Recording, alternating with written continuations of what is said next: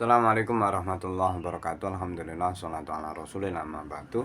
Kembali lagi kita akan mengkaji kitab Jawahirul Kalamiyah, satu kitab dasar karya dari Syekh Thohir bin Sholeh Al-Jazairi. Langsung saja masuk ke pembahasannya. Bismillahirrahmanirrahim. Wa yuqasulan dan kiasa ke ala dalika yang atasnya mengguno pelanggaran Nabi Adam. Apa ma barang yung sabu kang den nisbata ke lisa iril ambiyai maring sekerine para nabi minad dunubi saking pira-pira dosa wal ma'asi lan pira-pira kemaksiatan. Fa innaha krana sedene dunub lan ma'asi iku dunubun pira-pira dosa bil idhafati kelawan den sandarake ila uluwi manasibihim maring luhure derajate utawa pangkate para ambiya wa ma'asin lan pira-pira maksiat binis berarti kelawan nisbat ila kamali taatihim maring sempurnane taate para ambiya la annaha ora setuhne dunub iku kadzunubi ghairihim kaya dosane liyane ambiya wa ma'asihim lan maksiate liyane ambiya. Bismillahirrahmanirrahim.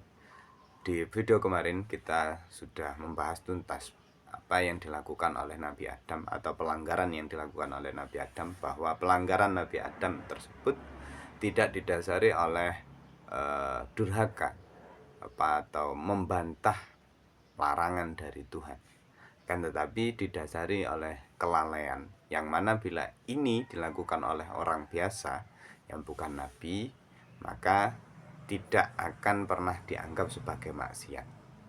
Akan tetapi karena Nabi Adam adalah Nabi dan derajatnya tinggi, kelalaian itu sendiri dianggap sebagai maksiat, yang mana ini berkaitan dengan derajat atau luhurnya Nabi Adam. Dan di pembahasan kali ini, apa yang dihukumkan kepada Nabi Adam ini bisa dikiaskan kepada nabi-nabi selain Nabi Adam ketika mereka memiliki dosa atau maksiat, yang mana dosanya bila dilakukan oleh manusia biasa maka tidak akan pernah sama sekali dianggap sebagai sebuah pelanggaran ataupun dosa, karena para nabi ini derajatnya tinggi, pangkatnya tinggi, maka definisi maksiat dan dosa bagi mereka berbeda dengan definisi maksiat dari definisi maksiat dan dosa untuk kita. Kalau kita sebagai orang yang bukan nabi, orang yang bukan rasul, itu yang disebut maksiat atau dosa adalah ketika kita melanggar aturan Tuhan dengan sengaja. Ketika kita tidak sengaja, ya berarti bukan maksiat. Ini berbeda dengan para nabi. Ketika para nabi dengan tidak sengaja, lupa, tidak ada niat untuk melakukan hal tersebut berdasarkan dengan kedurhakaan, ingin menentang Tuhan, itu walaupun tidak ada semua itu di dalam hati mereka, murni karena benar-benar misal lupa atau murni karena tidak sengaja, maka karena mereka derajatnya tinggi tetap dianggap sebagai dosa atau maksiat bagi para nabi. Li'annaha krana sedune maksiat wa dzunub iku shadiratun muncul minhum saking para nabi alaihim kang iku muga tetep ing atase para nabi assalamu ta keselamatan imma ala tariqit ta'awuli ing atas ana kalane ing atase dalan ta'awul au tariqis sahwi utawa ing atase dalan lali wa adami ta'ammudi lan ora anane sengaja. Karena maksiat bagi para nabi itu munculnya maksiat dari para nabi berbeda dengan maksiatnya kita, dimana kalau maksiatnya manusia biasa itu berakar dari kita menentang Tuhan, kita ingin mendurhakai Tuhan, kita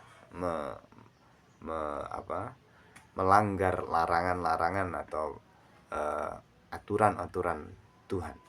Nah, Berbeda dengan para nabi, di mana ketika mereka tanda kutip disebut maksiat atau melakukan dosa, hal tersebut murni muncul atas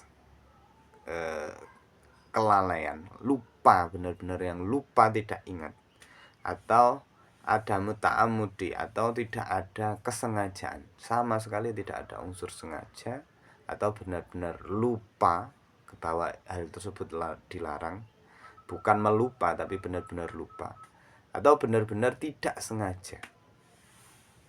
Wa amma i'tirafuhum, anapun utawi pengakuane para nabi biha kelawan maasi, wa istighfaruhum lan istighfare para nabi minha saking maasi, iku fali ziyadati ma'rifatihim bimaulahum, kanggo tambahe makrifate para nabi bimaulahum kelawan gustine para nabi, wa syiddati waraihim lan bangete waroe para nabi, wa taqwahum lan takwae para nabi. Nah, kalau memang hal tersebut maksiat atau dosa yang dilakukan oleh para nabi, itu sebenarnya bukan dosa yang sebenarnya, alias bukan dosa di definisi yang pada umumnya, maka bagaimana pengakuan mereka dan istighfar mereka terhadap apa yang telah mereka lakukan?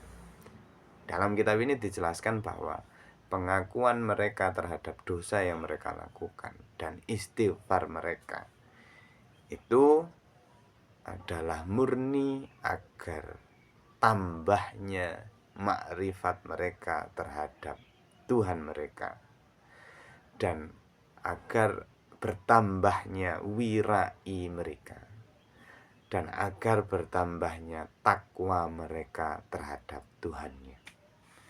Waliyasdadu, lan supaya tambah para nabi apane ajron ganjarane wa kurbatan lan parke wa uluwan lan luhure fit darajati ing dalam derajat, warut batilan pangkat, dan agar mereka mendapatkan pahala dan kedekatan dan keluhuran, baik derajatnya menjadi luhur atau pangkatnya menjadi luhur.